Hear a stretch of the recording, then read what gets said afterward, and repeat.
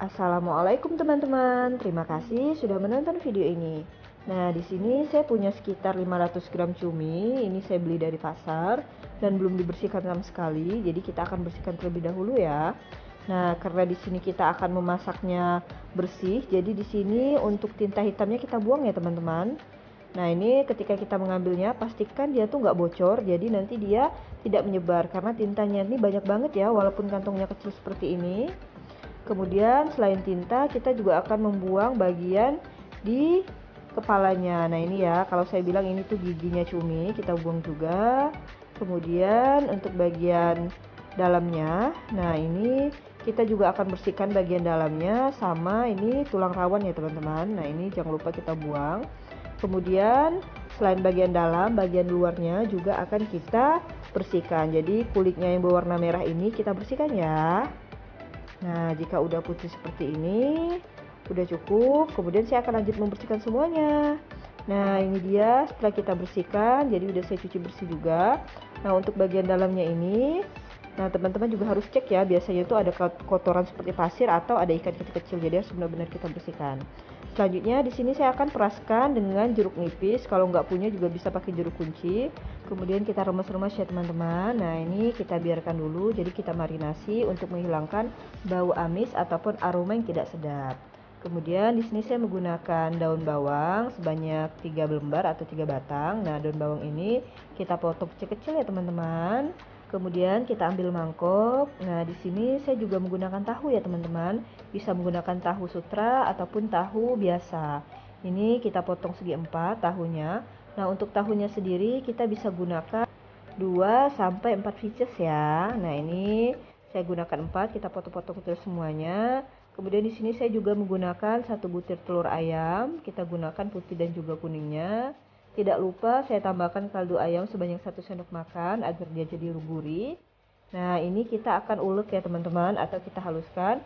Nah jika ingin lebih simple juga bisa gunakan blender atau kita chopper. Jika udah seperti ini udah cukup ya teman-teman, jadi nggak terlalu halus banget. Kemudian saya masukkan tadi potongan daun bawang yang udah kita iris-iris. Saya masukkan semuanya, kita campurkan dengan tahu yang udah kita haluskan. Dan kita campur dengan telur serta kaldu. Nah ini kita campur rata agar daun bawangnya menyebar secara merata.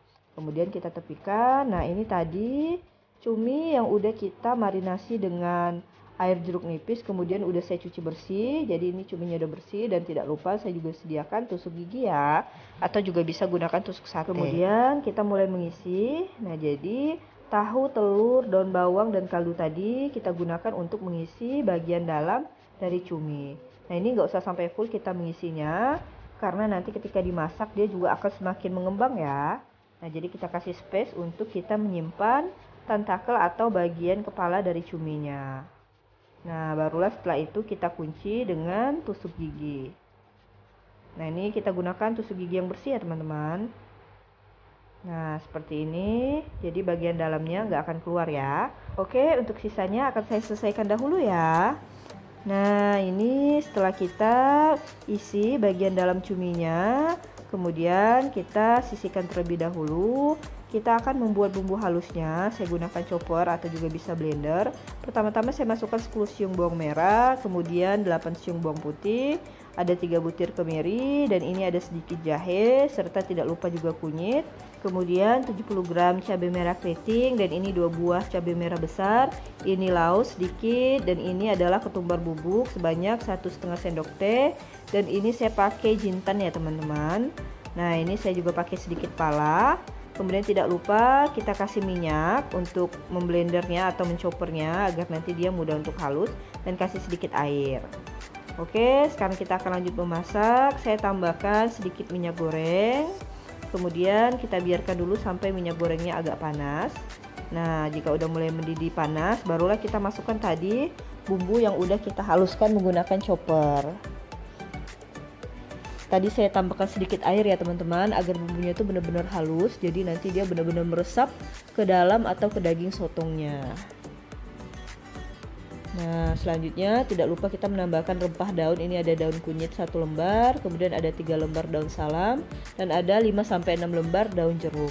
Ini kita tumis dulu bumbunya sampai aromanya tuh bener-bener harum dan bumbunya matang teman-teman. Kalau nanti minyaknya dirasa kurang, kita bisa tambahkan lagi minyaknya sedikit sampai nanti bumbunya ini berubah warna dan aromanya harum.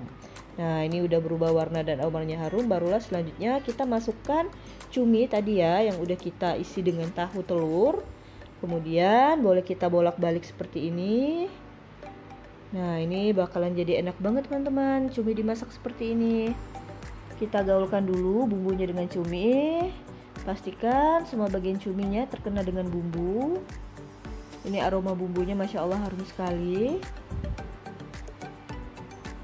Nah, jika udah seperti ini, barulah selanjutnya saya akan menambahkan santan kelapa. Ini santan kental ya, sebanyak 300 ml. Jadi ini tuh benar-benar santan kental tanpa campuran air. Nah, kita aduk dulu. Jadi sebenarnya kita akan bikin kaleo ya teman-teman, kaleo cumi. Nah, ini masakan khas Padang. Kalau misalnya dia nggak sampai kaleo, dia maka akan jadi kayak gulai ya teman-teman, yang biasa ada di rumah makan Padang. Nah, kemudian di sini saya juga tambahkan air sebanyak kurang lebih 150 ml. Jadi selain santan kental, kita juga menggunakan air. Nah, ini kita aduk dulu. Kemudian tidak lupa saya tambahkan gula merah sebanyak 1 sendok makan. Kalau nggak punya bisa menggunakan gula pasir, dan ini kaldu ayam saya tambahkan 1 sendok makan. Nah, ini kita aduk lagi. Nanti untuk rasanya teman-teman bisa sesuaikan ya. Misalnya kalau masih kurang asin bisa tambahkan lagi garam atau kaldu. Kalau misalnya mau lebih manis bisa tambahkan lagi gula. Jadi sesuai selera aja. Untuk penyedap rasanya juga nggak harus pakai kaldu ayam, pakai yang biasa teman-teman pakai di rumah, misalnya garam, micin atau sejenisnya. Nah, ini tidak lupa kita akan tutup dulu. Jadi kita masak kurang lebih 2 menit sampai airnya mendidih, dan nanti cuminya ini akan mengembang atau dia akan benar-benar seperti cumi bunting ya teman-teman. Nah, seperti ini. Ini cuminya udah lumayan matang, tapi karena kita mau bikin kaleo jadi airnya akan benar-benar kita keringin ya. Nah, setelah ini kita boleh agak kecilkan apinya. Nah, ini ya teman-teman bisa lihat, jadi mengembang seperti ini. Jadi telurnya dan tahunya itu dia benar-benar padat ketika dimasak.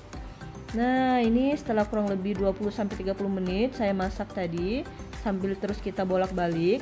Agar apa? Agar bagian bawahnya nggak gosong.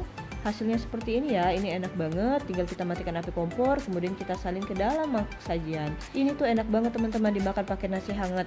Gak kalah enak dengan rendang daging. Buat teman-teman yang udah menonton video ini, jangan lupa cobain di rumah ya. Dan terima kasih. Salam dari saya Nada Rafika.